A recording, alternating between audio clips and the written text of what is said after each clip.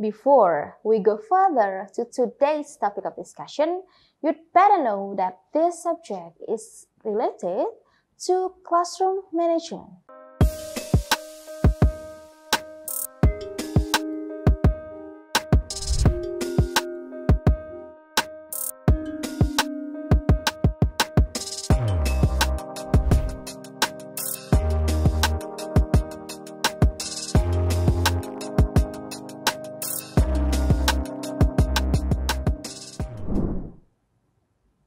Assalamualaikum warahmatullahi wabarakatuh. Hello everyone, I hope we are all in a good condition.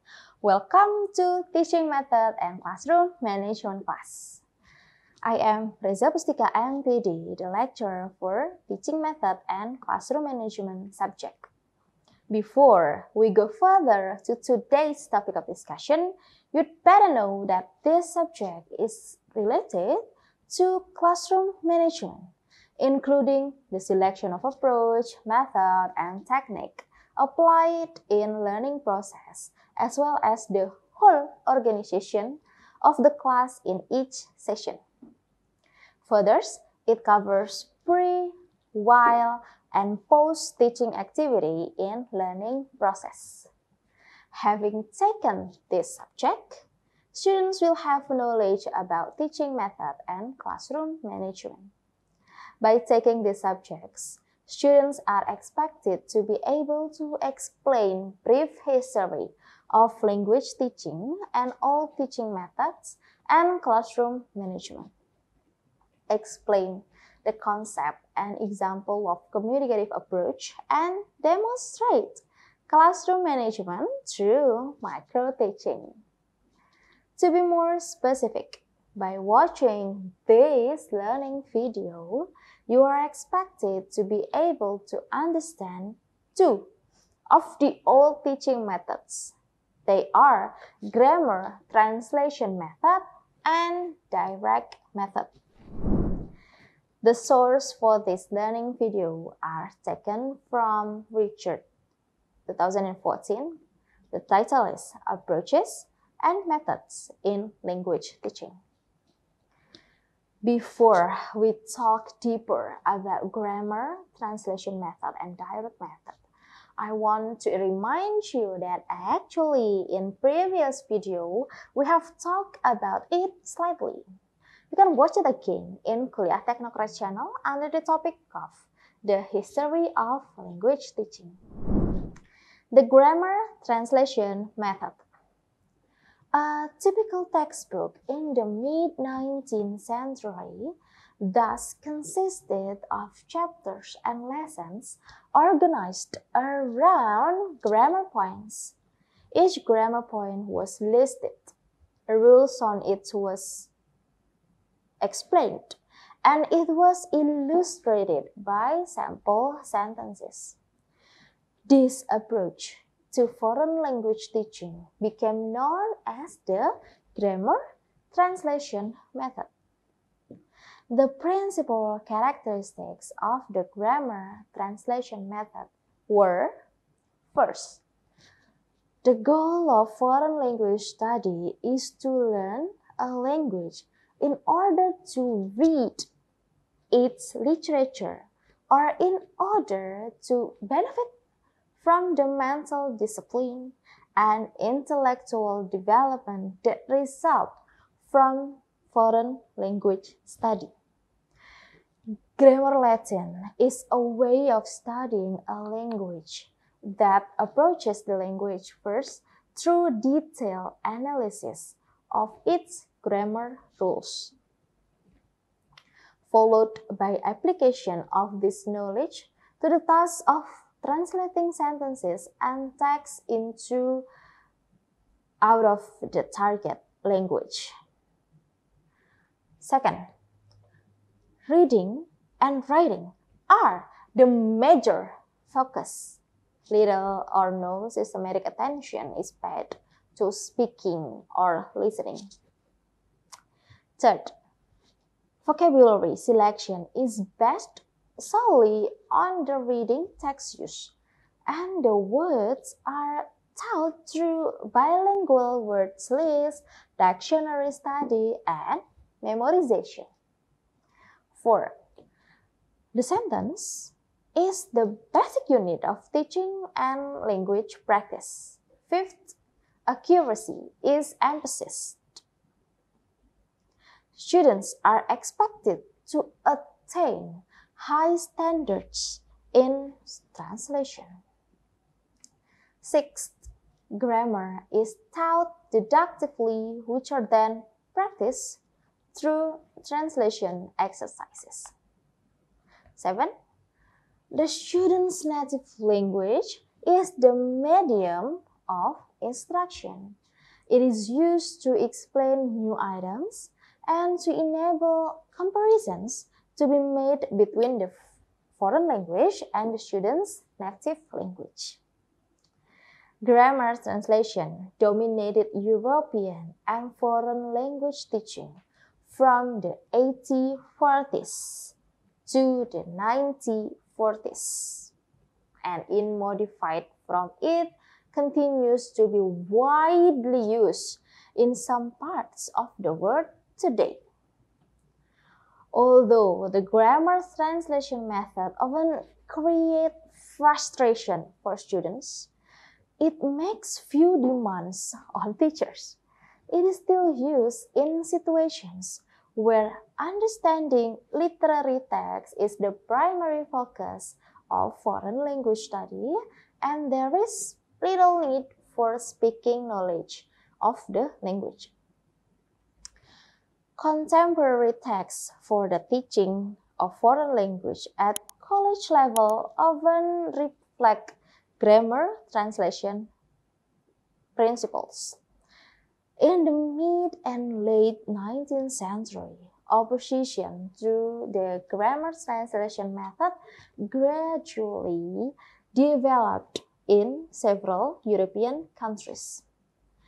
This reform movement, as it was referred to, laid the foundation for the development of new ways of teaching language and raised controversies that have continued to the present day. M.Pd Influencer.com argues that grammar translation method still offers great advantages to learners that will help them a lot in the long run. First, because of its central casting of the learning of vocabulary, it would really be very difficult for students to make serious headway with any language, using any technique or method, if they did not first, at the very least, have the basic vocabulary on which to build. Second, the good thing about grammar rules is that they can be applied to a whole array of contexts and situations. Third, to be able to converse in a language is definitely important, no question about that. But the ability to read and comprehend its written form is just as imperative, especially in today's world. Having that ability just makes everything easier. Milawati 2019 conducted a case study investigating grammar translation method through mother tongue, much isolated words, and putting words together in grammar class. Her findings indicate that among the 3 types of grammar translation method, the use of mother tongue was frequently used to give instruction, while much isolated words were used to introduce vocabulary, and putting words together were used to explain topic of discussion. Direct method. Well, guys, now we move to the next all teaching method, which is direct method. Toward the mid-19th century, several factors contributed to a questioning and rejection to the grammar translation method, increased opportunities for communication among Europeans, created a demand for oral proficiency in foreign language. In general, the reformers believed that the spoken language is primary and that this should be reflected in an oral-based methodology. Second, the findings of phonetics should be applied to teaching and to teacher training. Third, learners should hear the language first before seeing it in a written form. Fourth, words should be presented in sentences, and sentences should be practiced in meaningful context and not to be taught as isolated, disconnected elements. Fifth, the rules of grammar should be taught only after the students have practiced the grammar points in context. That is, grammar should be taught inductively, not deductively. Sixth, translation should be avoided, although the mother tongue could be used in order to explain new words or to check comprehension. These principles provided the theoretical foundations for a principled approach to language teaching, one based on a scientific approach to the study of language and of language learning. This led to what have been termed natural method and what we have known now as the direct method. At various times throughout the history of language teaching, attempts have been made to make second language learning more like first language learning. Sofer, 1826 until 1907, and other believers in the natural method argued that a foreign language could be taught without translation or the use of the learner's native tongue, if meaning was conveyed directly through demonstration and action. The German scholar F. Frank wrote on the psychological principle of direct association between forms and meanings in the target language, 1884, and provided a theoretical justification for a monolingual approach to teaching. This natural language learning principle provided the foundation for what came to be known as the direct method, which refers to the most widely known of the natural method. In practice, it stood for the following principle and procedures. First, classroom instruction was conducted exclusively in the target language. Second, only everyday vocabulary and sentences were taught. Third, oral communication skills were built up in a carefully graded progression organized around question and answer exchanges between teacher and students in small, intensive classes. Grammar was taught inductively. Fifth, new teaching points were introduced orally. Sixth, concrete vocabulary was taught through demonstration, objects, and pictures. Abstract vocabulary was taught by association of ideas. 7. Both speech and listening comprehension were taught.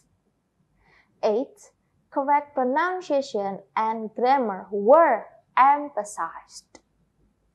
The direct method was quite successful in private language schools. The direct method represented the product of enlightened amateurism. It required teachers who were native speakers or who had native-like fluency in the foreign language. It was largely dependent on the teacher's skill rather than textbooks, and unfortunately, not all teachers were proficient enough in the foreign language to adhere to the principles of this direct method. Well, guys, as you have come to the end of this learning video, I want to summarize our discussion to you. The grammar translation method is a method in which each grammar point was listed, rules on its use were explained, and it was illustrated by sample sentences.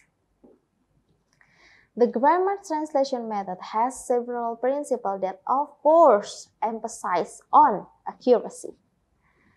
Grammar translation method is still used in situations where understanding literary text is the primary focus of foreign language study, and there is a little need for speaking knowledge of the language. Increased opportunity for communication among Europeans created a demand for overall proficiency in foreign languages. Then it came what we know now as the direct method. A foreign language could be taught without translation or the use of the learner's native tongue, if meaning was conveyed directly through demonstration and action. The direct method was quite successful in private language schools, yet it still has several lacks. Well, guys, that covers what I want to share with you in this learning video.